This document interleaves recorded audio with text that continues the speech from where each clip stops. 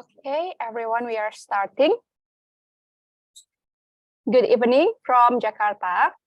Welcome to tonight's public discussion from FPCI. I am Marlis, the founder and CEO of Green Network Asia, and I will be moderating tonight's discussion. So we have over 200 registered participants from Zoom and YouTube Live.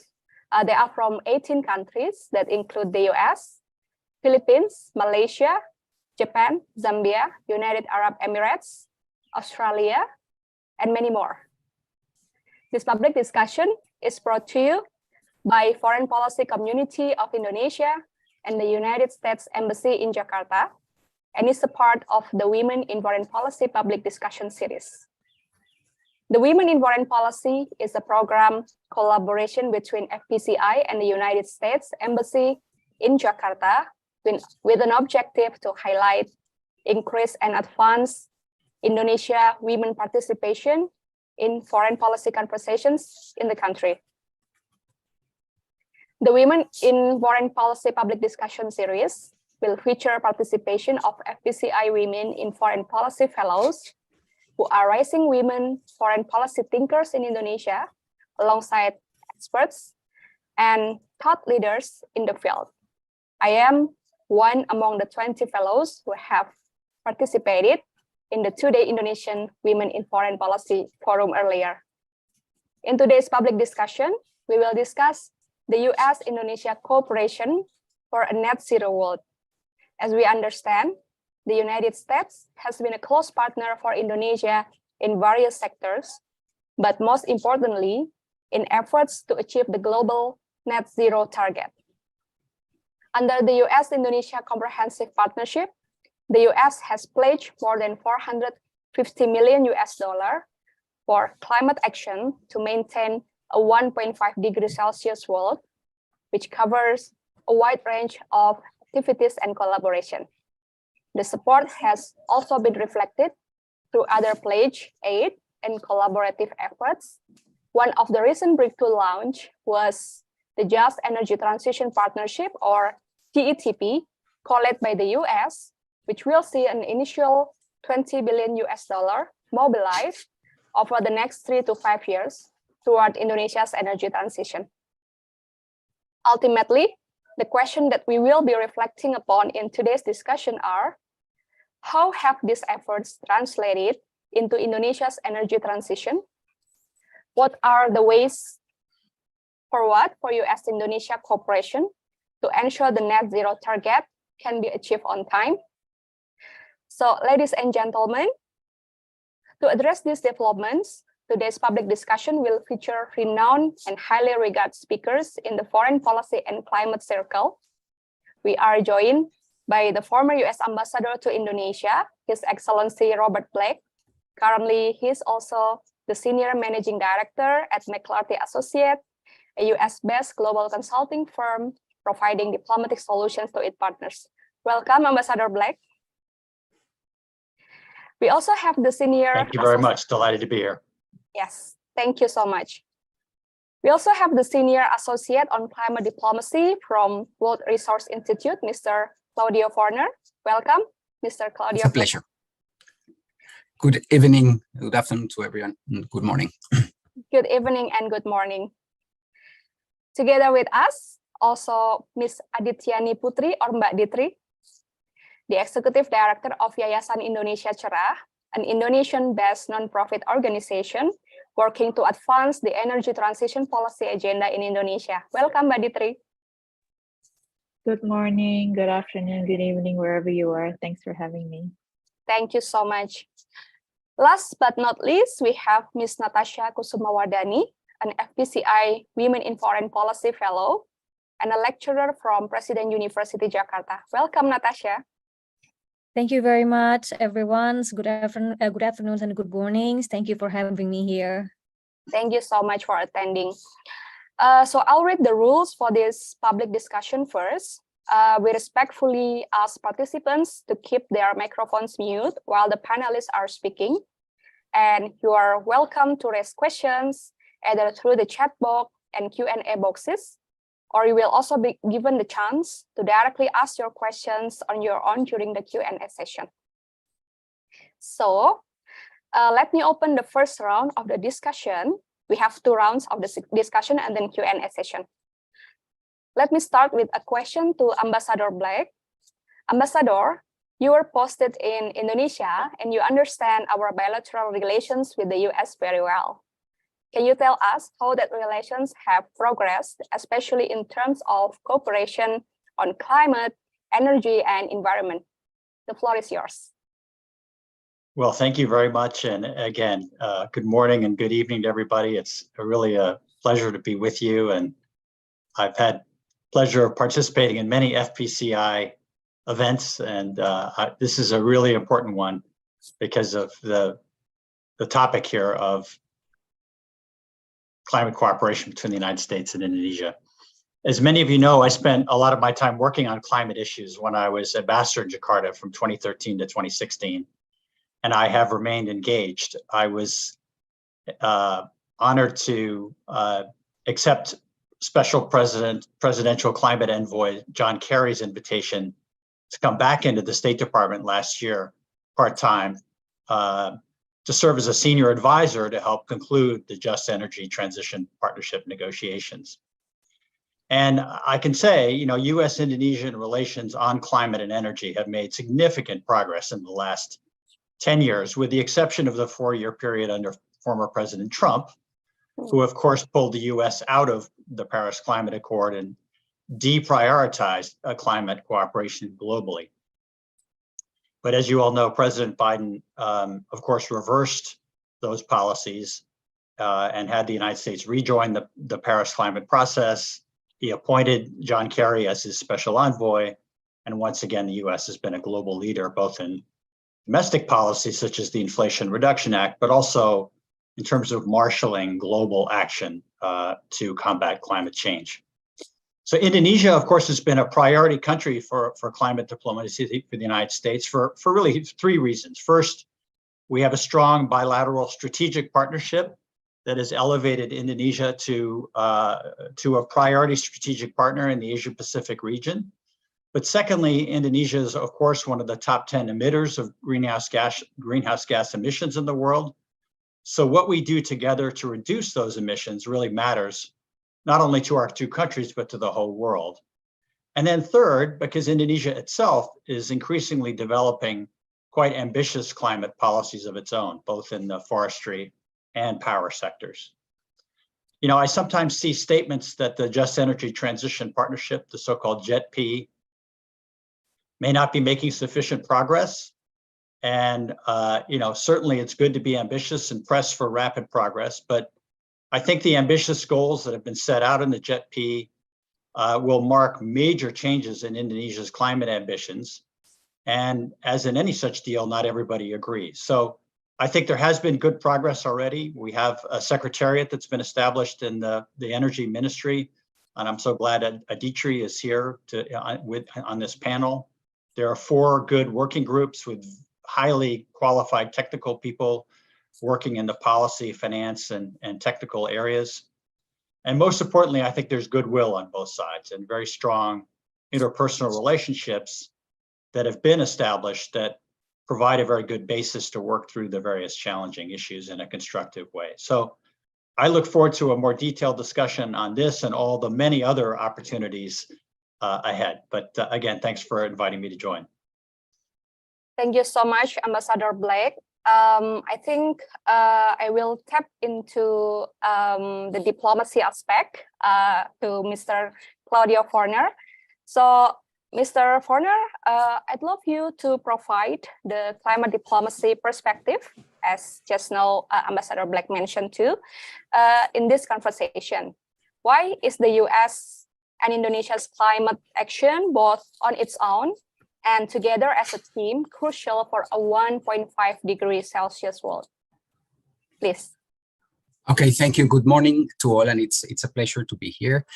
This is my first forum with you. I'm quite impressed by the activities that you're doing, and we're having a conversation. And definitely, the sort of actions that you're taking in the region is really good to take climate to the grounds.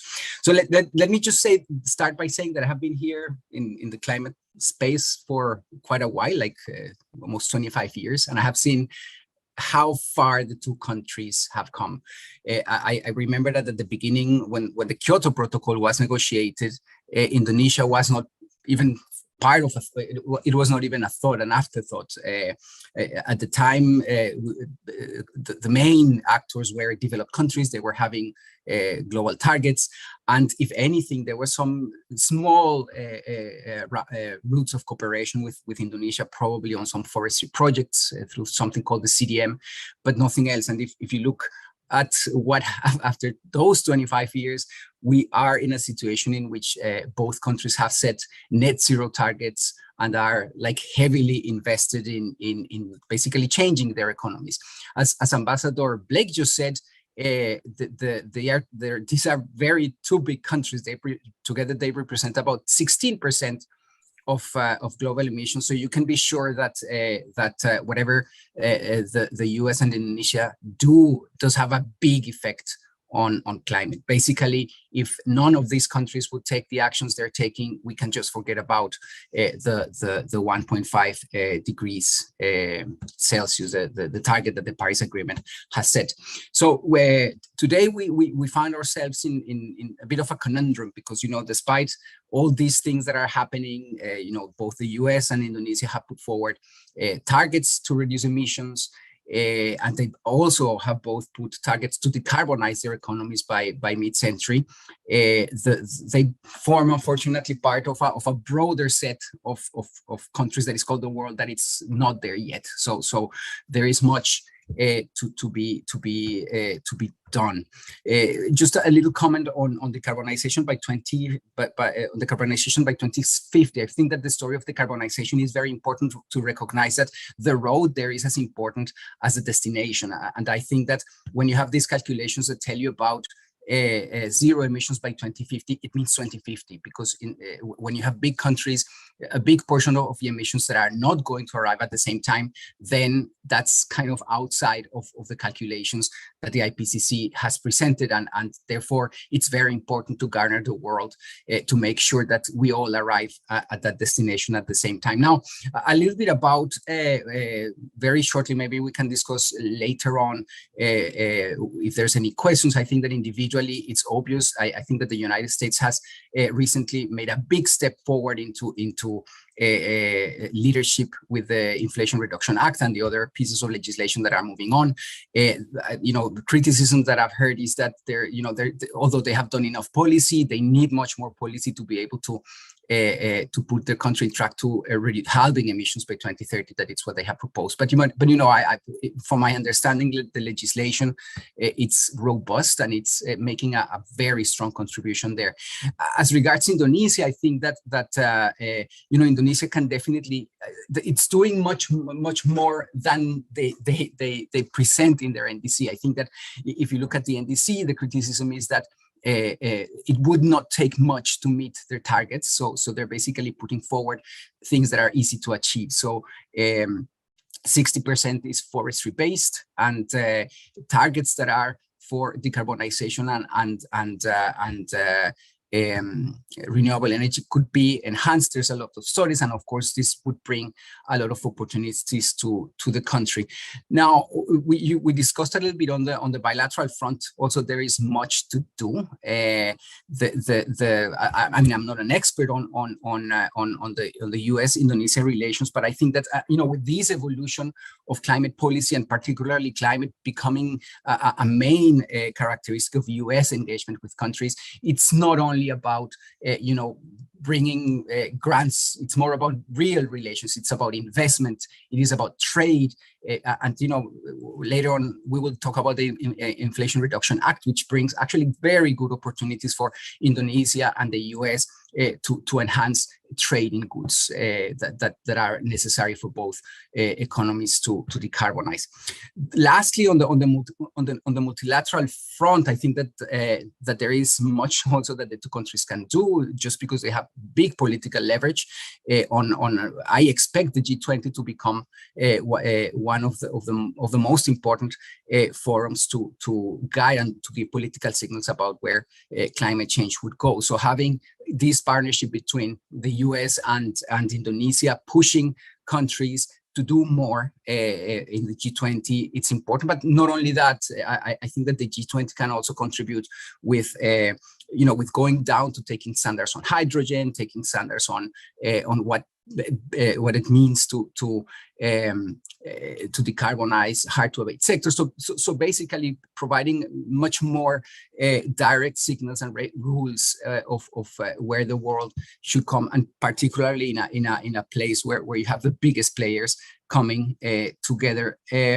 Lastly, I would just say that both the US and Indonesia are part of a big pool of cooperation initiatives where actual action on the ground could take place. I think that more engagement in the Methane Global Pledge. This is to reduce emissions of methane. They also belong to the Global Deforestation Pledge. They also are part of the coalition of finance ministers. Now, I am analyzing all of these coalitions, and one of the problem with these ones is that it is a lot of talk and little action. And I think that one possibility as well is for these two countries to partner and give a little bit of impetus to these spaces that are moving forward. In any case, in a nutshell, a lot of things are happening, and both countries are actively engaged, and the space for enhancing and translating all these impetus and enthusiasm into action of the ground is there. So thank you very much, and I'm looking forward to the discussion. Thank you, Mr. Forner. It's great to hear from very experienced practitioners, Ambassador Black and Mr. Forner, about the progress. Yeah, and there are many needs to be done. You also mentioned about the IRA, Inflation Reduction Act, that we will be discussing later at the second round of this discussion. In the meantime, I'll move to Mbak Ditri. Ambassador Black mentioned the GETP deal, of which the US is one of the primary donors. What is the significance of this package for Indonesia's energy transition and climate goals? Please, Mbak Ditri. Thank you. I would just like to mention that it's a pleasure to be here and contributing to the discussion.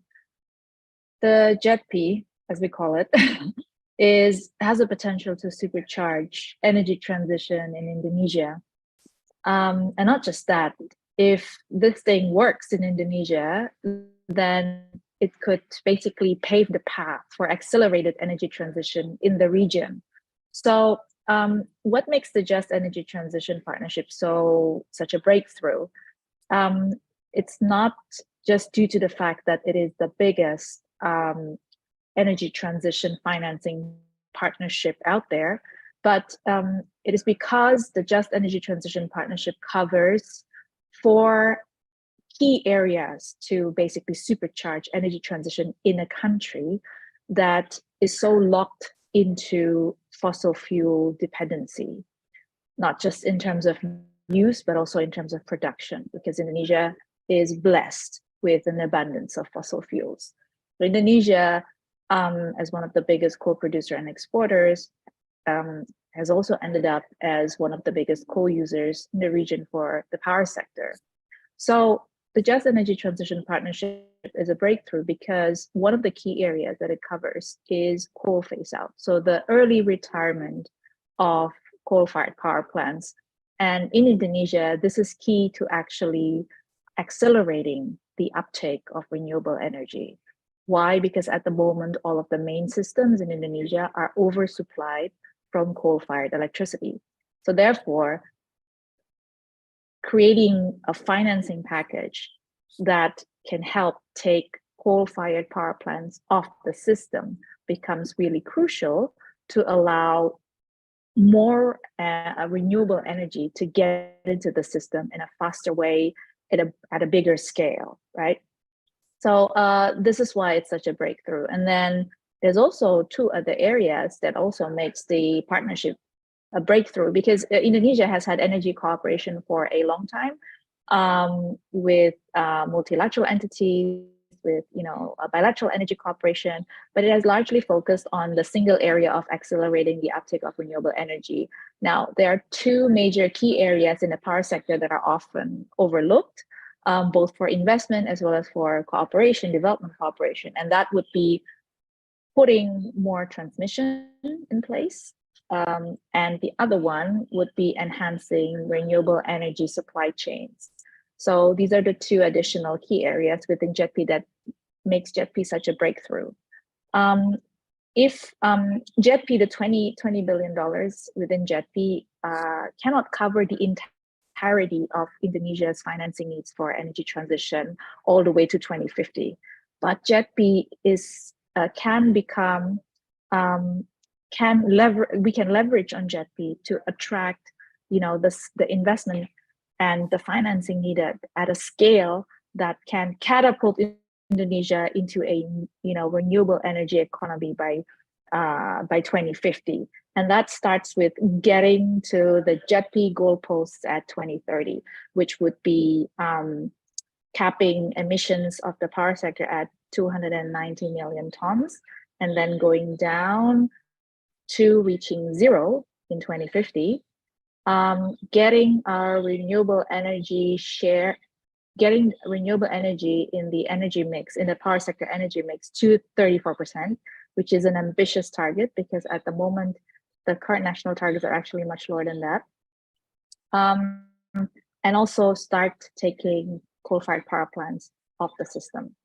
So these are ambitious targets, and we're hoping that we can get this right, so that not only can we supercharge the transition here in Indonesia, but also in the entire region, in the many emerging economy markets that are currently grappling with the same issue. Okay, thank you, Mbak Ditri. That's very interesting development of some policies that we have heard from the speakers. So to the participants, feel free to add your questions on the chat box if you have already some questions. And then we have discussed some of the policies. I just want to check and learn about the political will. So I'll ask the fourth question to Natasha.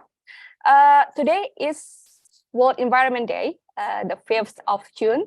How do you observe the political will of governments around the world, not only Indonesia and the US, in tackling the climate crisis, so we can execute the policies better? Okay, thank you for having me here. Good morning and good afternoon, everyone. Observing the political will of governments in tackling the climate crisis requires assessing their leadership, commitment, and engagement with diverse stakeholders. So before I begin further, I will also highlight that the discussion of climate crisis should not stay in G2G levels, because the complexity of climate crisis has created a complex interdependence in international systems that requires multi-stakeholder approach involving non-state actors. So while it is quite difficult to make a blanket statement about all governments, there are several indicators that can provide insights into their levels of commitment. Firstly, in international levels, international cooperation and collaborations are crucial in addressing global natures of the climate crisis. Today, we can see that governments are keen to talk about climate crisis in many of their agenda at international levels, such as G20, COP27, etc. So from here, we will bring the climate narrative from international to national levels, where the state should adopt and implement these international agreements, such as Paris agreements, and recently that we were talking about as well, the JTIP in renewable energy adoptions, to national climate action plans, such as nationally determined contributions, and then the allocations of financial resources towards a climate-related initiative is also another important indicator of political will. So this multilateral agreements adoption will have to be followed by the establishments of regulatory frameworks and policies. However, one of the major hurdles that we face is the prevalence of short-term and superficial policies. The policies that often lack of long-term visions and fail to take a comprehensive approach to addressing environmental concerns. For examples, like in Indonesia, we established a lot of waste bank, like 16,000 waste bank in many areas, that end up with them ceasing operations due to lack of continuous support. No continuous monitor and educations in the society. Meanwhile, this West Bank, for example, have a potential to create an independent society based on the principle of circular economy. Next is when we assess political will is the leadership. When leaders prioritize climate change as top agenda item, they need to speak out about the urgency of crisis and advocate ambitious climate actions, which it signals the strong commitments to tackling climate crisis. Regrettably, the lack of prominent role models within society, particularly among politicians and government officials, will exacerbate the challenge. So based on my observations on the field and many of projects, their involvements in sustainability initiative often remain symbolic or limited to ceremonial events, falling short of demonstrating the necessary dedications and leading by examples. Now we need leaders who genuinely champion sustainability. And this leader must create an ecosystem that foster continuous and consistent multi-stakeholder participations, which can ensure that all sectors of society are engaged in the pursuit of sustainability. In Indonesia, is approaching the upcoming selection process. This becomes our immediate challenge in Indonesia, to elect leaders who prioritize climate actions and are committed to forging a sustainable futures. However, it is important to note that political will is not static and can evolve over time. Governments may also face various challenges, including competing priorities, economic considerations, and differing political dynamics.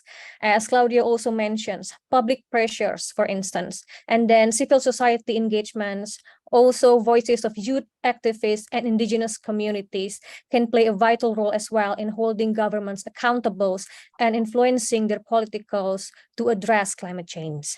So on this World Environment Day, it is an important moment to reflect on the actions and commitments of governments globally. Thank you. Thank you, Natasha. That's quite comprehensive multi-stakeholder engagement that indeed is really necessary, right, for the climate actions. Okay, I think the discussion for the first round has been very enlightening. The political will, the policy sets. We will be moving to the second round of the discussion first, and then we move to the Q&A later. Yeah. So I'll start the second round of the discussion by asking a question to Ambassador Black again. The US recently passed the IRA bill, which demonstrates that America is back in the game as a global climate leader. Combine the IRA, the CHIPS and Science Act, the bipartisan infrastructure law, and President Biden's invocation of the Defense Production Act, create a de facto and robust national industry policy designed to reshore and nurture clean energy industries to compete with China. Aside from the US competition with China, how can global South countries like Indonesia benefit from these policies? Please, Ambassador. Well, thank you for that very, very important question. As your question notes, these laws that you mentioned are really designed primarily to attract investment into the United States and promote clean energy industries within America. And they're all part of this national industrial policy that is aimed at reshoring and, frankly, nurturing domestic industries to compete with China and not be dependent on China in some way or another. That said, I think there are some ways that Indonesia could benefit. And one of the ones that everybody has focused on is to be a supplier of critical minerals that are needed in the energy transition, like nickel. So just to get a little bit technical here, the Inflation Reduction Act authorized tax credits of up to $7,500 per vehicle to boost production of clean cars like electric vehicles in the United States. However, the law also enacted very restrictive rules on the sourcing of critical minerals that are essential to the manufacturing of the batteries for electric vehicles, but also batteries for solar and wind farms.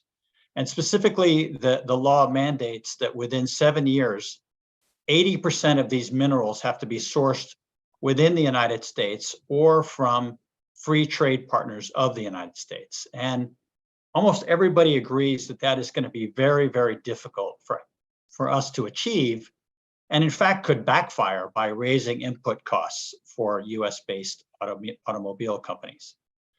So, this puts us in a conundrum. Right now, the United States has less than 1% of global cobalt and nickel reserves.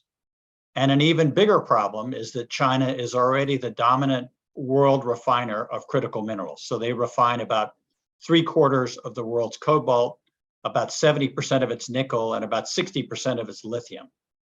And some of our free trade partners, Canada, Australia, Chile, have reserves of certain minerals, but they also have, long-term contracts already with buyers. So it's very, very important for the United States to consider how to import from friendly countries like Indonesia, the Philippines, and Argentina, who don't have free trade agreements with us, but do have supplies of these critical minerals. So all three of these countries have asked to initiate talks on what are called critical mineral agreements, CMAs, with the United States. And so many of you have heard Minister Luhut talking about this.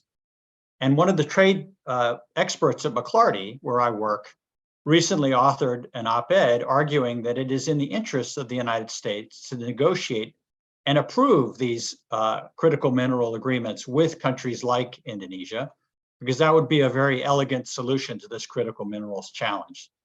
Because this would not only help secure our own supply chains, but would give us a chance to promote higher environmental and worker standards in these markets versus what the Chinese are now doing. As you know, there's been a lot of controversy about very poor environment and labor standards on the part of Chinese companies operating in Indonesia. So we see this as a real opportunity. And we're really hoping that the Biden administration is going to approve that. One of the challenges is going to be getting these agreements through Congress, where, as you know, there's very narrow margins now.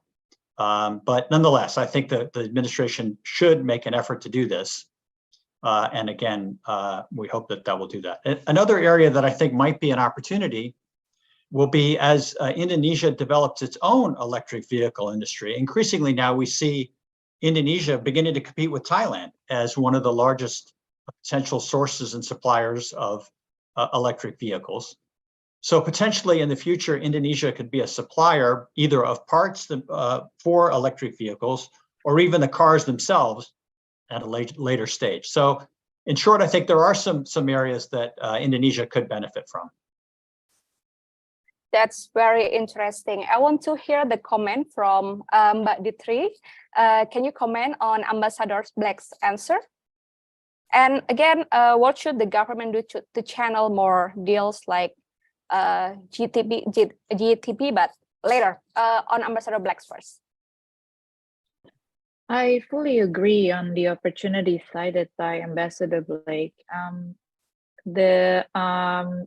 All of these opportunities, though, need to be tapped into within the very short window that we have right now, because we have about 5 years to get all of this right in order to be able to leverage. For example, Ambassador Blake mentions critical minerals. by ensuring that not only we build up, the industries, the minerals processing, but by ensuring that we also build them up according to a certain international standard. In this case, international standards that have been set out by all of the recent policies issued, not just by the US, but also, for example, by European countries, by European Union, right? We can make sure, Indonesia can make sure that that it becomes, that it can not only that it can emerge as an important player in this new economy.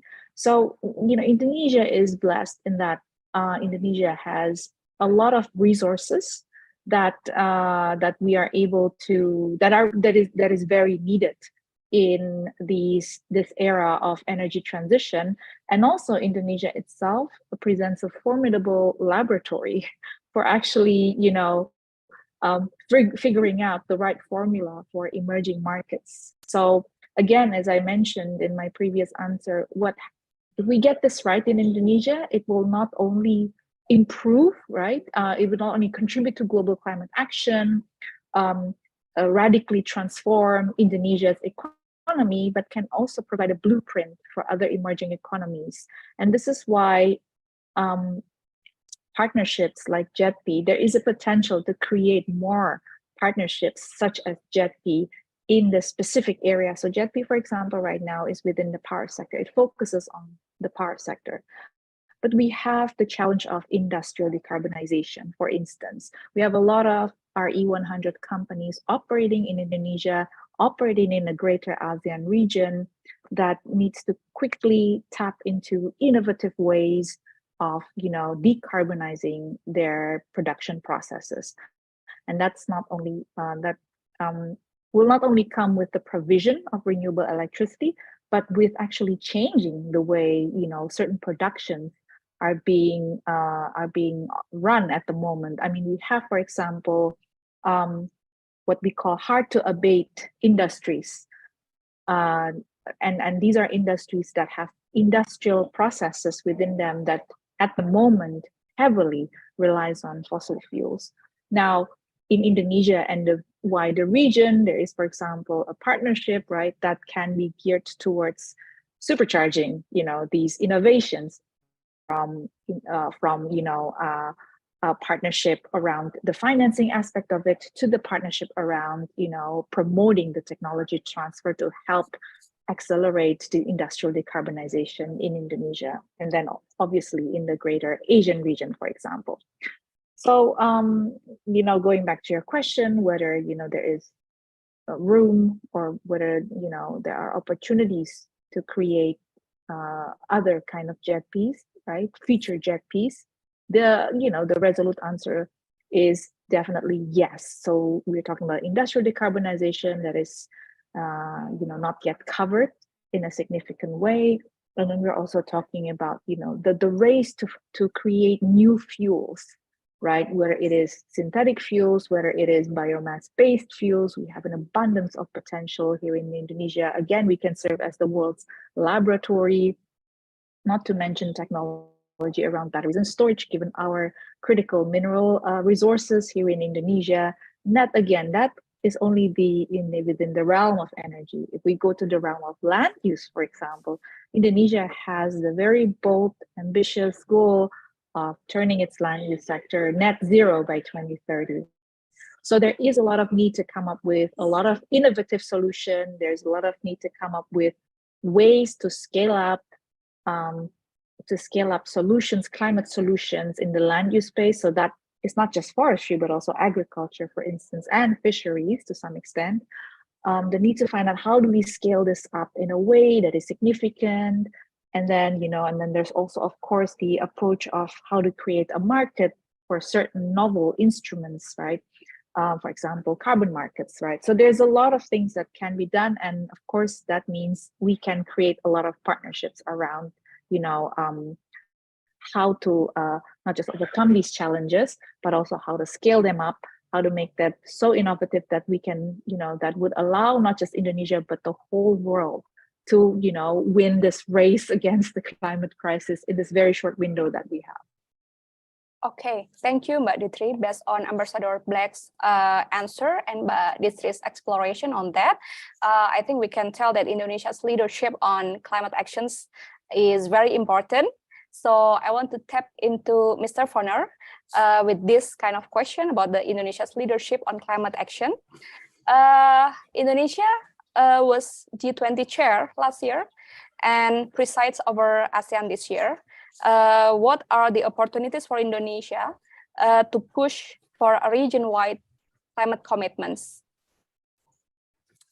Thank you for the question. Before I answer the question, I wanted to put out something on the IRA, which I think it's yes, important. Please. Yeah, you know, I think that as regards the IRA, I take that this is kind of a big experiment. This is a $1.5 trillion, $1.2 trillion experiment, and it is a fiscal experiment. It is a regulatory experiment. It is a business model experiment, and it's a technology experiment. So, you know, aside from the direct benefits that you can get from the IRA, is all these experiences and all this knowledge that will come from a country that has taken like an amazing bold step into pushing the limits of government direction, which is the area. So I expect and I hope that the US is going to be able to, you know, acquire the knowledge to tell others what their experiences have been with this bold action, which I have not seen elsewhere. Okay, so now as regards the role of Indonesia in the region, I think that before we were having a small conversation, and you know, we were just pointing to the fact that Indonesia is by far the biggest economy in Southeast Asia. It is poised to become one of the top, if it's not already there, economies in the world. And I think that with this economic power also comes political power. And slowly Indonesia has taken more and more the voice of you know, Southeast Asia, but you know, this economic power also gives tools for the country to be more bold within the region. Now, one thing about Southeast Asia is that it's a region that has this double problem with being one of the most vulnerable regions in terms of climate change, with typhoons. You know, a high percentage of the economies will be subject to drought, but at the same time, you know, when you look at the analysis, the bold response with mitigation is kind of short. Yeah, so I guess that with regards to climate change, this brings you know, a space for Indonesia to first be the voice of the vulnerability of the region out to the outside world, to make more you know, countries more aware and probably leverage support from outside, because I think that as the world moves forward, climate change will become more and more a limiting development factor for the Southeast Asia region and ASEAN countries. And at the same time, I think that the country with its experience and what Ditri was just saying, this is providing basically a lot of knowledge and power for the JETPs and the experiences that you're having to push countries to do more, ASEAN countries to do more. Now, I think that ASEAN has a very good infrastructure to really become more bold on climate action. You have working groups, you have energy centers, so you have all these set up. I think that two important things need to happen. For a long time, climate diplomacy was mostly about what was going on the UNFCCC. After the adoption of the Paris Agreement, there's not much space that this very international setup where they can take you. So if you look at what's happening right now, it's that the politics are becoming more closer to where the action is taking place. So this is meaning the politics of climate, the diplomacy and politics of climate change are becoming more important at the regional level, at the sector level, and at the bilateral level. And ASEAN is basically one of these spaces, and one of the things that I think that it would be good to explore, and to Indonesia to probably champion in the next year, is precisely strengthening ASEAN as part of this global climate governance. What that means is, the governance is about political signaling, is about rules, is about accountability, is about means of implementation. So it would be ideal if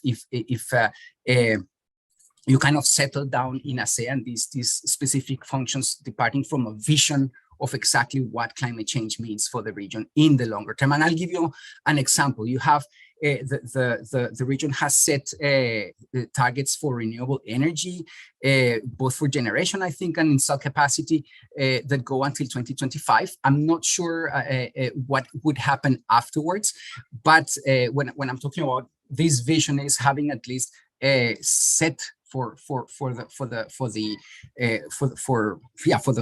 the region itself, these longer term visions, and not only of emissions, because these things tend to be esoteric. These long visions need to be translated into more sectoral benchmarks. Where the regions, previously the hard to abate sectors were mentioned, what is happening there. So it is very important that these visions are translated into very specific benchmarks for waste, for transport, for cement production, and that it becomes kind of the daily bread of the organization, not only constrained within one of the arms of ASEAN, but it kind of spreads throughout all the cooperation that takes place. That's one, and the second one would be more about that actually the second. The first one was being a voice of vulnerability. The second is this mainstreaming climate into ASEAN, and the third one is to mobilize more ambition, become a power of talking to peers, noting that the response of climate to the reduction of emissions has been a little bit shy. It is a region that heavily depends on coal. So I think that talking to peers and becoming a champion in the region for decarbonization, for more investment in renewable energy, this is definitely spaces where Indonesia could become a champion for the region. Thank you very much. Thank you, Mr. Forner. That's very comprehensive exploration. So from ASEAN, due to the time constraint, I'll move to the fourth speaker, Natasha. Maybe you can elaborate further based on your previous explanation. How do you think the Indonesian grassroots and probably ASEAN, built upon the previous,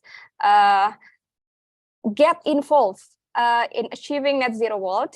And how do you assess the climate justice aspect in this cooperation? Okay, thank you, Marlies. So when we're talking about grassroots movements, I would like to re-emphasize again the importance of comprehensive approach when tackling climate crisis and striving for net zero. So while high-level engagements and agreements play a significant role, for examples like an ASEAN, for examples, but we must recognize that the race to a net zero world is about change. And that change begins with individuals like you and me. Each one of us holds the power to make difference through our actions and choices. For instance, by making sustainable lifestyle choices and supporting businesses prioritizing sustainability, we can reduce consumerism and drive demand for eco-friendly products. For recent McKinsey and Nielsen research, for examples, on US sales data shows that products with ESG or environmental social governance claim have achieved an impressive average cumulative growth of 28% over 5 years. In contrast, products with such claims only saw a growth rate of 20%. So this demonstrates the impact of individual choices. So means that each individual actions, when combined, it has power to create collective impact towards a more sustainable and balanced approach to consumptions. Additionally, individuals increasingly seeking green investment, for example, and recognize the risks associated with high emissions and non-climate resilient investments. This growing demand for sustainable goods drive industries to change their business models and production methods. Businesses with their significant financial influence have the potential to shape government policies. So to attract more investors, state must establish regulations aligned with sustainability and development, so it can foster a supportive business environment. So let's consider the JTIP scheme in renewable energy adoptions. In this context, I believe that just in here implies not only fairness in energy practice, but also in addressing the needs of all stakeholders involved, mainly affected workers and communities. The big question is, how can the governments and companies provide the necessary support, social protections, and investments to enable these stakeholders to thrive a net zero carbon futures? So this will need more dialogues and national levels and also regional levels. Like ASEAN also can actually push further also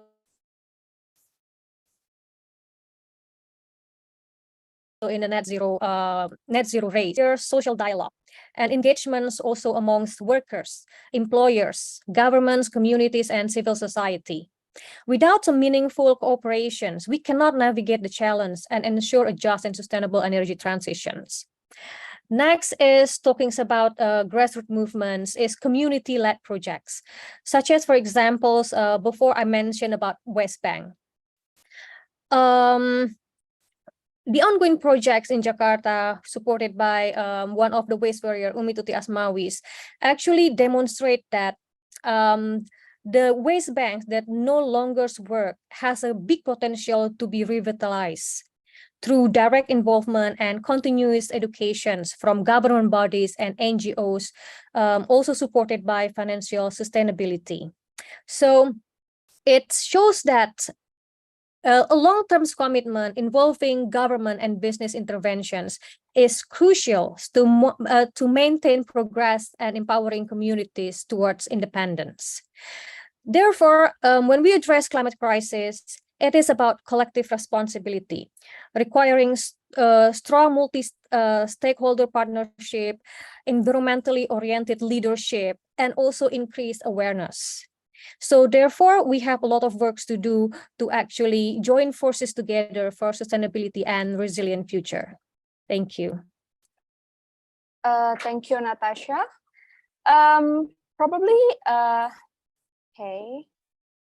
Okay. The organizer said we need to move to the Q&A session. Ladies and gentlemen, let's move to the Q&A session. So the speakers have covered many areas from climate, justice, GTP, and IRA policy, and then climate diplomacy. So I will actually first read the 3 questions picked by the FPCI team. And then after that, we can have more if we have more time. So first, we feel honored that Pak Imam Pambagio, former CPEP trade negotiator, is tuning in. Pak Iman, welcome. He's the former chairman of the RCEP negotiation committee and Bahar's principal advisor for trade advisory. The question from him: would it be doable to bridge the gaps between top political leaders with short visions and the populace by bringing into serious conversations business leaders with longer-term vision in support of green economy? Okay, so Pak Iman, can I hear from Pak Iman, to whom you direct the question?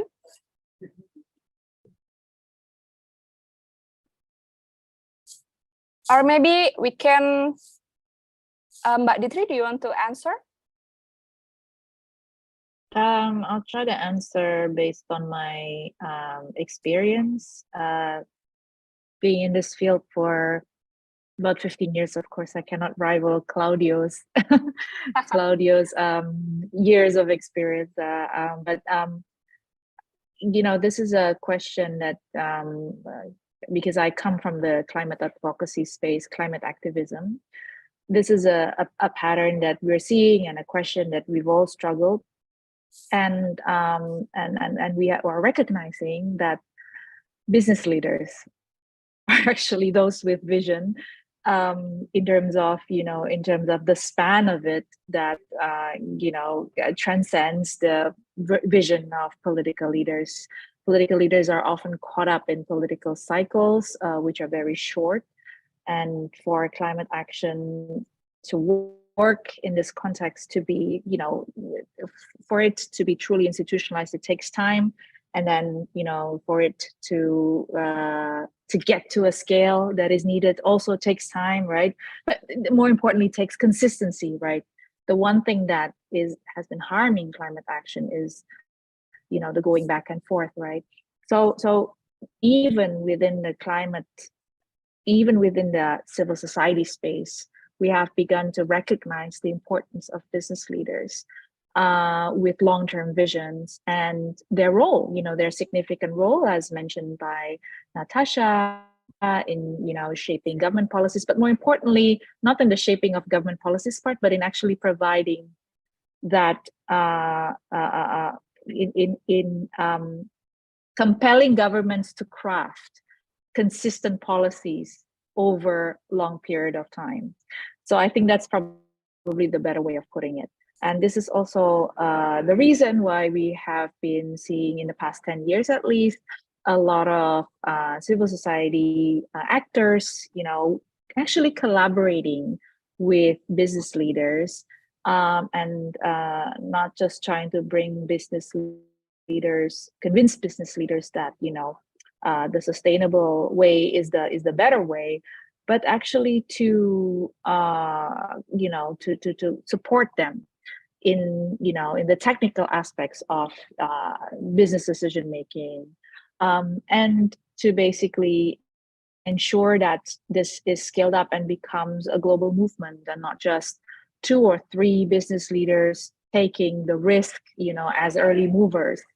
And I have to say, like, after 15 years, we are, even though we know that the window of action is closing, you know, very rapidly, and that, you know, there's a lot of kind of negativity out there, but there's a lot of things that we need to be celebrating about, because I have never seen this unprecedented political will and this unprecedented level of enthusiasm from the business community to actually support net zero. I mean, look at how net zero became a mainstream narrative in such a short, you know, time frame. The first time it was, I think, brought into, you know, the political space in Indonesia was in 2020. It started gaining traction in 2021, and now the Indonesian Chamber of Commerce is championing net zero as a strategy. We have the top energy companies in Indonesia declaring net zero, and the other half considering a net zero policy. We have top SOEs in Indonesia charting the path to creating net zero policies, piloting net zero schemes on the ground, whether it is on the energy side of things or in the, you know, business process side of things.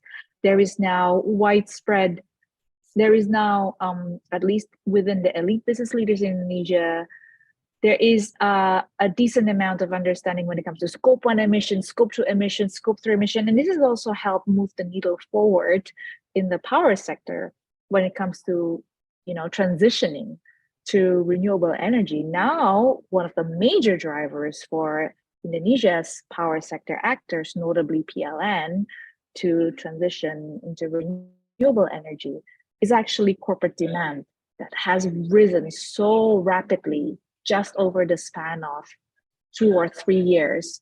Yes, the global movement of RE100 contributed to that, but, you know, it was met, you know, it was welcomed in a big way by local business actors. And this is something that we have never seen before. We have never imagined that this could actually happen. And this is me coming from the climate activism space. I have never imagined this day would arrive when we have some of the most energy intensive companies in Indonesia actually talking about net zero, considering a net zero policy, and even some of them have already a net zero policy by 2050 in place.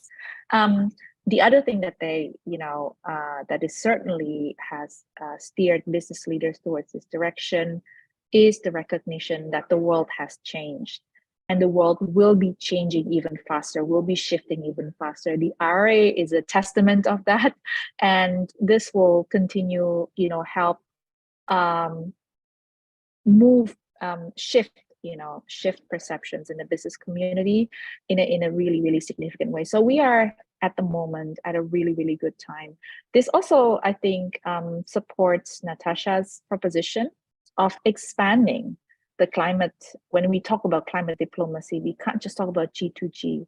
Now business communities and CSO entities, they do actually most of the work when it comes to climate diplomacy, and Indonesia is not an exception. So we need to, I guess, change the way we think about climate diplomacy in Indonesia. It's UNFCCC and certainly beyond. So we should stop just thinking about the UNFCCC as the main arena, as governments as the main actor, but certainly look beyond governments and the classic, arenas. The G20 was mentioned. The G20 has the P20, has the C20. So there's a lot of these multi-track diplomatic arenas that I think we now need to consider as climate arenas. Can I add one thing to what was just said on the politics of this? Because I think that we're finding not just in Indonesia, but countries across Asia and even Latin America are really embracing renewable energy now, and it gets at this political question. They're embracing renewable energy not only because it's more affordable, but because governments increasingly, are very nationalistic, and they can frame domestically sourced renewables as a way to reduce imports, to create jobs in their country, reduce air pollution. And all of these are, and these are things that I hope are going to happen in Indonesia. If you take the example of India, India has a very fast growing solar industry, and they're now manufacturing panels.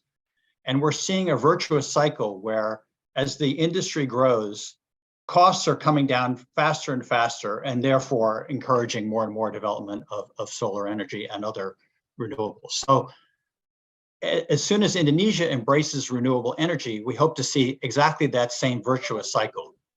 And I think that, the Indonesian business community will embrace that. I can come in Claudia. as well.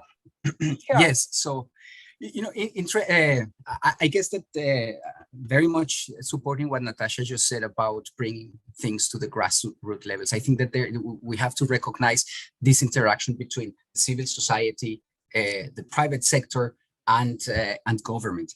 And aside from climate change, let's look at what is happening right now with artificial intelligence. For example, you have all these companies coming to Congress, at least in the United States, saying we need regulation on this. Yeah. So enthusiasm from private sector individuals is not enough. You need that the government institutions take or reign on this wave of enthusiasm to bring the people to the table and establish what sort of regulation would be beneficial for all. Of course, if you look at what in the end the private companies from artificial intelligence are saying is we want regulation, but we do not want too much regulation. So I guess that this is where the civil society comes in, and the civil society has to engage and elect leaders that can speak for themselves and at least draw a balance between what is economic development and social development as well. So we experienced that as well in the last election in the United States. The former president took the US out of the Paris Agreement, but voters brought a leader that brought him in. So I think that this is why it's so important to work on these three fronts. Now, what I was saying before about emissions becoming very esoteric, I think that the debate needs to be brought down to the sector level. So we need to empower civil society on exactly what it means to decarbonize economies, on transport, on hard to abate sectors. And I stress again the hard to abate sectors is eminent still because there is some level of enthusiasm here, but the fact that you don't have across the board regulation means that there's competitiveness concerns, and hence these forums where you bring together as much business leaders, government leaders, and society, social society representatives are very, very important. Okay, thank you. We have answers from the three speakers. So now I want to give the opportunity to Pak Iman if you want to respond. Pak Iman, we have unmute your mic. Do you want to respond?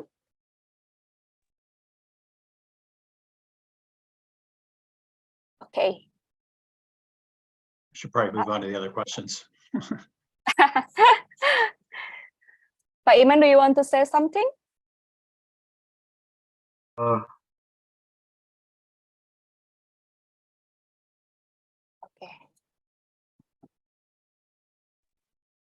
Okay. Can you hear me? Yes. Okay. Okay. I just want to thank to all speakers who have responded to my question.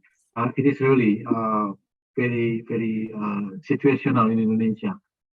Political leaders tend to be thinking in cycles every 5 years, but the populace, the business will stay there. And I think it is important for us to capitalize on the business leaders with a long-term vision. They know the technology, they know how market will respond to their products. So I think they answered already, in particular from Natasha. Thank you for your written response. So thank you, great response. Thank you. Thank you, Pak Iman. So we will move to the second question. This is an interesting question. So the question is, considering the next year, both Indonesia and the US will have presidential election. This is from Anastasia.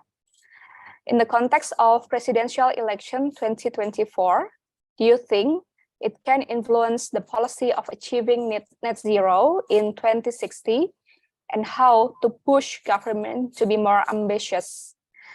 I also want to add another element to this question for Ambassador Black. Do you think at next year's US election, the climate issue will be one of the hot topics? Are there changes that the US will renege on its climate commitments? So Ambassador Black, Claudio, and probably later Natasha, please.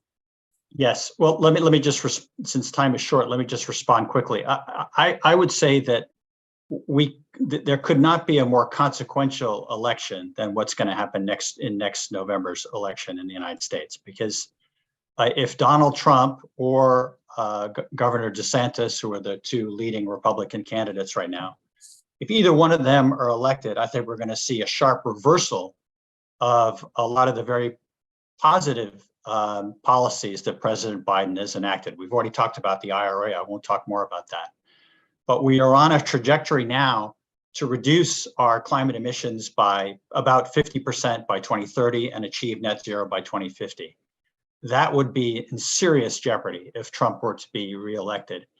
And that's not just on the domestic side, but the leadership that people like John Kerry are exhibiting on the global level would just disappear.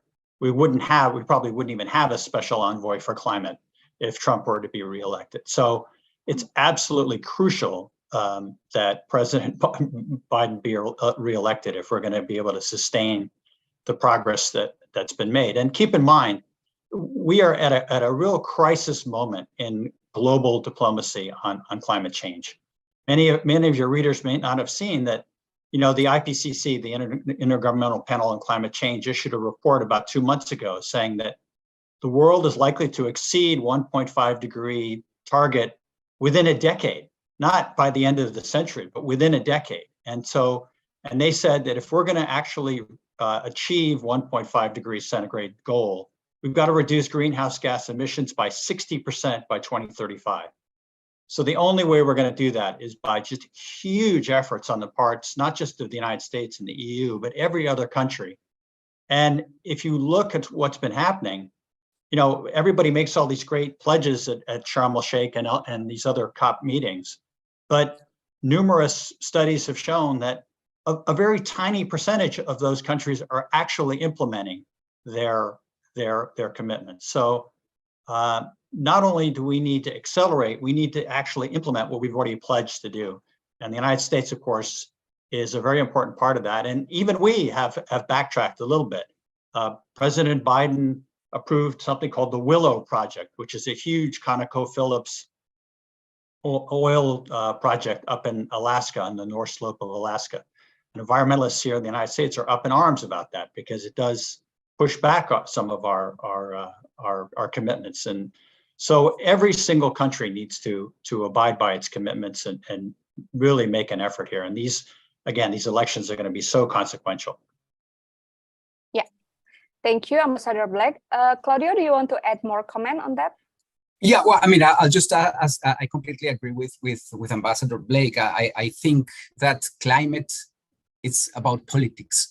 Yeah, the solutions are there, the money is there. It is just about the decision of people to go in a certain direction or not. And you know, the changes that have the US has gone through just is a testament to the fact that elections matter, and that in the moment in which you elect a different leader, it takes the country into a completely different direction. As regards climate, I think that this is unfortunate because what you don't like or what it's not good, it's to establish a regulatory environment that is not stable. In order for businesses to play along, you need to have certainty. Otherwise, if the politics create an environment of uncertainty, you can be sure that there's not going to be long-term investments or long-term even behaviors of economic actors. So to the extent that you don't manage to get stability in how climate change is going to be treated by, you know, all political parties, then it's going to be very difficult. I guess that, and this, you know, it goes back to again the grassroots. I guess that the immediate challenge that we have is that because climate has suddenly become partisan, then you have a yes and no.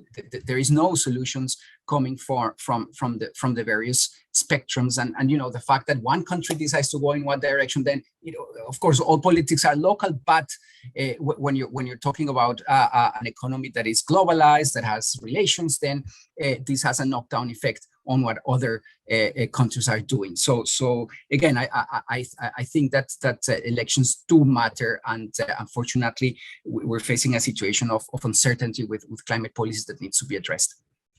Yeah, and one more response from Natasha. Okay, thank you. Addressing Indonesians' elections in here, I would say that we need the leaders who has a strong commitment to tackling climate crisis, along with continuous project and grounded policy. So what I mean in here is that when we elect leaders, usually they will propose us with their new programs, with certain campaigns. But what we need is actually not a changing project that already running, and it is actually a good project. But instead, we need to continue what is already there so that we could gain more benefit instead of getting more losses. And then we need to create a grounded policy. And here, what I mean is grounded in here is that Indonesians' policy sometimes is quite superficial, and that it couldn't reach the society. And the society in here is that the whole society, not only the level of academicians or the level of an expert. So when you do like a social project directly with society, for example, like a housewife, and then villagers, they do not understand the big notion or the big narrative of climate crisis. What they understand is actually what is actually directly impacting them.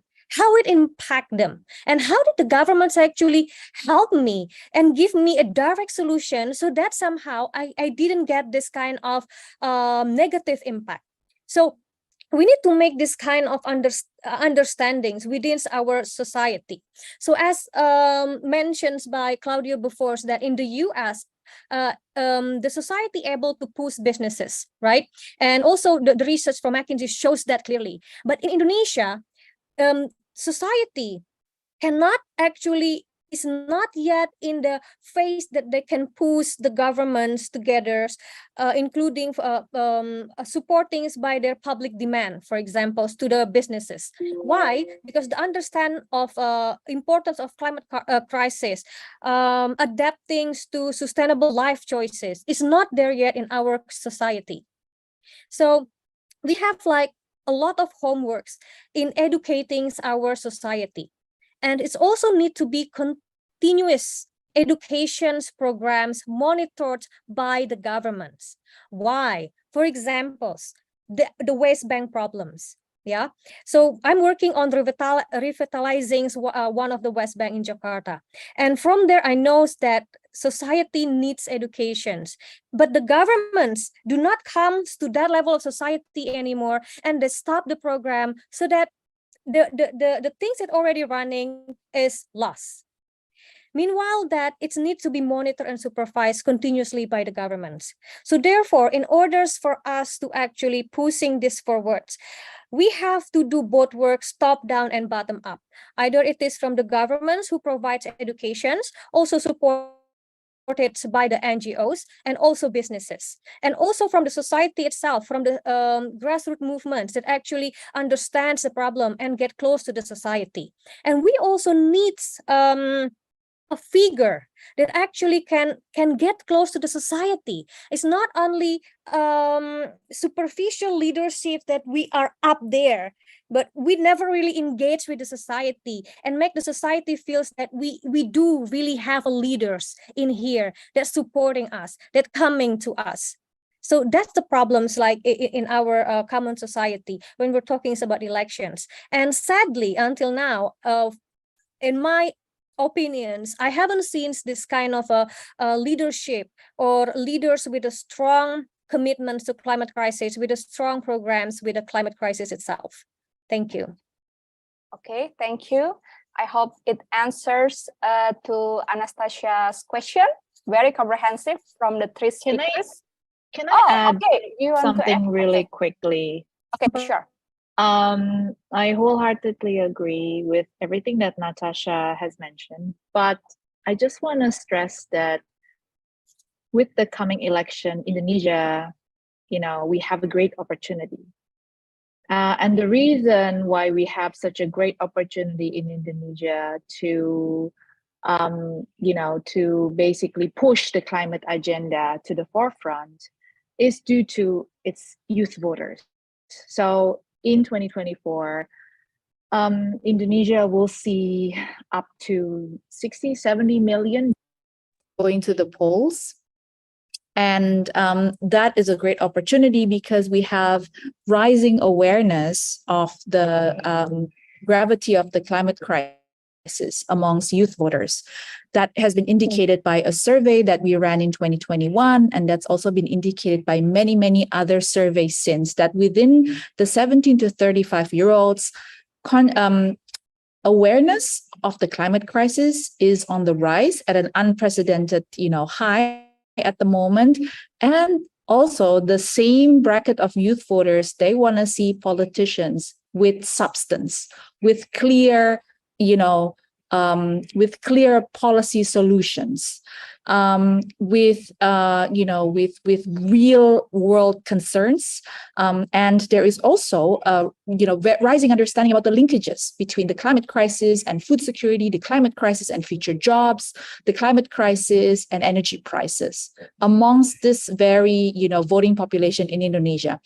Just imagine, Jokowi won with 59 million votes in 2019, and he only won at a slight margin from his then, political opponent. Imagine now up to 70, actually the total, number of, 17 to 35-year-olds in 2024 will be around 90 million, right? But let's say, about 85% turn up at the polls. We have very high turnout levels here in Indonesia. That's around like 60 million, votes that politicians will be campering over. And this is the reason why every aging politicians are now putting on sneakers and hoodies, because they all want to win the youth vote. So we have a real opportunity here. And I know FPCI, you guys are one of the biggest youth organizations in Indonesia. And I know a lot of 70 to 35-year-olds are listening to this webinar at the moment. You literally have Indonesia's future in your hands. It is up to you if you go out there and demand that your future legislators talk about climate, that they have real solutions on climate, and if you then vote on the basis of the environment, of climate, of your future, then I think this country can stand a real chance. Okay, thank you, Mbak Ditri. I think it's very important message. So let's observe together, everyone, the future candidates on how they will respond and act for climate action. The next question actually for Mbak Ditri, it comes from Grace Clark from the US Embassy. It's on JETP. So regarding JETP, how is it being received and perceived by the general Indonesian public? Is it even being discussed? If so, how? Mbak Ditri, please. I've actually answered the question already. So as I said in my answer, JETP, the partnership itself, will remain an elite discourse because it is very technical in nature. It talks about financing, it talks about energy systems, but energy transition is more widely discussed in Indonesia.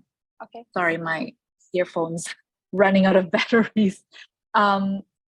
So energy transition is more widely discussed in Indonesia these days and has become a public discourse within wider segments of the public. And it is linked to enthusiasm around innovation, technology, green jobs, and systems of the future. There's a lot of enthusiasm around energy startup these days. There is a lot of really, really positive narrative, lifestyle aspirations around a renewable energy-based future. For example, we see in the way EVs are talked about, right? It is recognized as being an integral part of the future in Indonesia. So the key here is to understanding that energy transition itself has now a very positive connotation in Indonesia, and that is to be leveraged upon. Now, coming back to JETP, as I mentioned in my answer, of course, there's still criticism, not just about JETP, but also about energy transition as a whole. There are concerns about investment decisions. There are concerns about technology choices. There are concerns about the socioeconomic aspect of it. If you transition, then what's going to happen to those who will be losing jobs? What's going to happen to those provinces that heavily depend on revenues from coal mining, for example? But I have to mention something about JETP, something that we don't have, that we don't see in South Africa, but we do see in Indonesia, is a universal acceptance of JETP from the CSO community.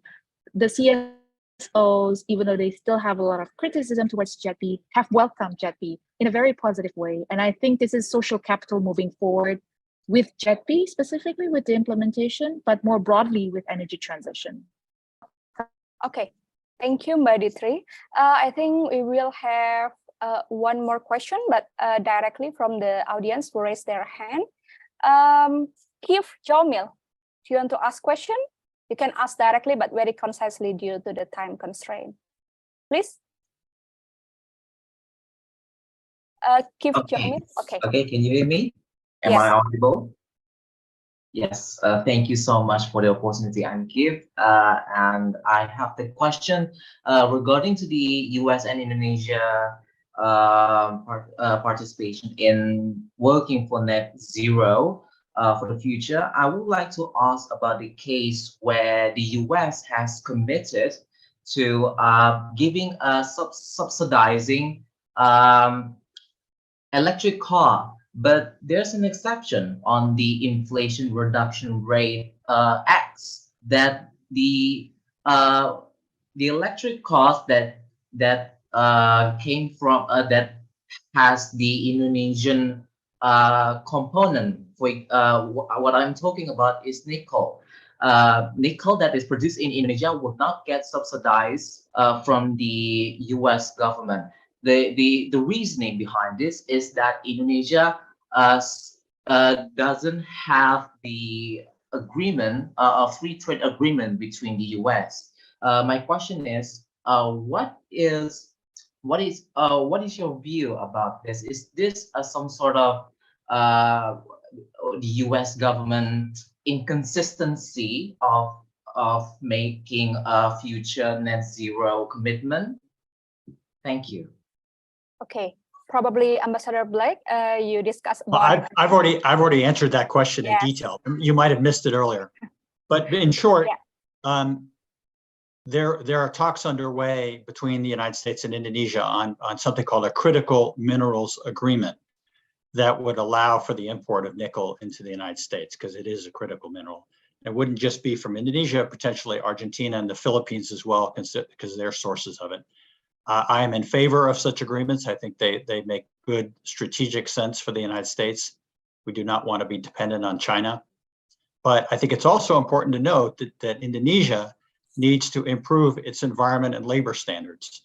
And if we're going to encourage more American mining companies to come to Indonesia, they also need to be able to be assured that they're going to be able to source, and those plants that are built, the processing plants in Sulawesi or Maluku or wherever they would be, they need to be able to source clean electric power. So because all of these companies have their own net zero 2050 targets, so they can't be sourcing coal-fired power plant electricity or even oil or gas. So I think Indonesia has a role to play as well here. Okay, thank you, Ambassador Blake. We don't really have more time, so thank you for all the questions. We want to conclude our discussion today. So I would like to invite all speakers to provide their closing statements that haven't been asked earlier by the moderator or the participants. Given the points that we have discussed earlier, what do you think the future has in store for the US-Indonesia cooperation for a net zero world? We start with Ambassador Blake, very quickly, closing statement. Sure, thank you.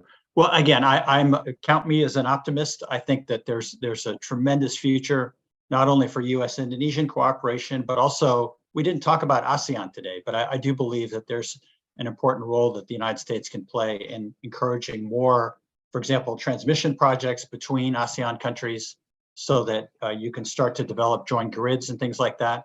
That's been a very successful effort in South Asia, for example, and we could emulate that here. But let me just come back to what I said in one of the questions, which is to underscore the urgency of progress on these issues right now. I mentioned the IPCC report. Part of that has got to be that there can be no new oil, gas, or coal development if humanity wants to preserve the 1.5 degrees. And that has to apply to the United States, that has to apply to Indonesia. The JETP agreement does in fact freeze planned on-grid coal-fired power plants, so that's good. But again, we need to continue to keep to those targets and do everything we can to promote renewable energy and sustainable forestry plans. And I think very good efforts are underway, so I'm optimistic about the future. And again, thanks to FPCI. I'm very sorry, I'm going to have to drop for another call right now, but thanks so much for inviting me to join. Thank you. So can we take a very brief photo session before Ambassador Blake leave? Okay, everyone on cam? Okay, I'll take the photo. 1, 2, 3. One more time. Okay. 1, 2, 3. Okay. Yeah, and for the second closing statement to Claudio, please. Yes, thank you. I want to echo the words of Ambassador Blake. I am optimistic, although carefully optimistic. I think that we are undergoing really challenging times in international policy, with the world becoming kind of polarized, going probably to a new Cold War. I think that's definitely addressing climate change will depend on being able to bridge these differences, and I hope that significant efforts are taken in the near future to sort out this current divide. But definitely the fact that you have the US on the one side, on the west, and then you have Indonesia on southeast. This is a partnership that promises to bring good advances into the future. So I would also like to thank the organizers to having invited me, and hopefully we can have more cooperation in the future with FPCI. Thank you so much. Thank you for attending and sharing with us. And next to Mbak Ditri, can you share your closing statement? You can also count me as an optimist for sure. I like to celebrate, the good things that and the milestones that have been reached, even though knowing that the window of action is rapidly closing. But there's a lot of good things that have been initiated last year and going into this year. The JETP is one of them that we need to leverage on, and we need to make sure that, especially that this is an initiative that is successful, that gets implemented and can pave the way for others to follow. And this requires both sides, in this case the US and Indonesia, including all of the developed nations that are part of the International Partners Group, that are part of JETP, to work harder, to work, if needs be, 24/7 to make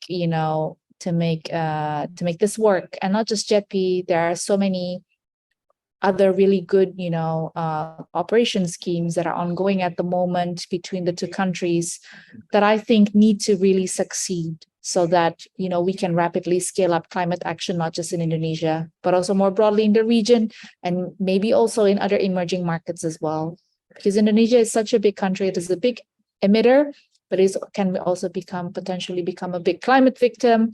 Also has so many potential renewable energy resources, abundance in mineral resources needed for critical to energy transition, that it can, as I said, it serves as a big laboratory, serves as a big blueprint for others to follow. So yeah, we need to really supercharge the cooperation to supercharge climate action. Okay, thank you, Mbak Ditri. Next, last but not least, Natasha, can you share your closing statement?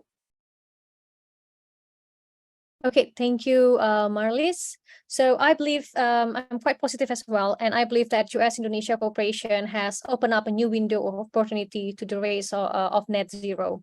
However, as I mentioned before, we still have a big homework. We need a down-to-earth and committed leader in the fight of climate crisis in order to create an ecosystem that foster continuous and consistent multi-stakeholder participations, ensuring that all sectors of society are engaged in the pursuit of sustainability. Hence, collaborative efforts among the governments, businesses, civil society organizations, and communities as a whole are essential to establish a great climate frameworks in Indonesia. Thank you. Okay, thanks to Ambassador Black, who has left earlier. And then thank you, Claudio. Thanks, Mbak Ditri. Thanks, Natasha, for very important and interesting discussion today. It has been a fruitful discussion, and I hope all the participants here find the session interesting and informative. Today's event, for your information, is available for rewatch on FPCI official YouTube channel at Secretariat FPCI. Thank you everyone for tuning in. You can follow our social media handles for more information about our events, programs, and activities. Also stay tuned to our next Women in Foreign Policy public discussion series via Instagram and Twitter at FPCI Indo. See you at the next FPCI event. Thank you very much. Have a good evening. Bye.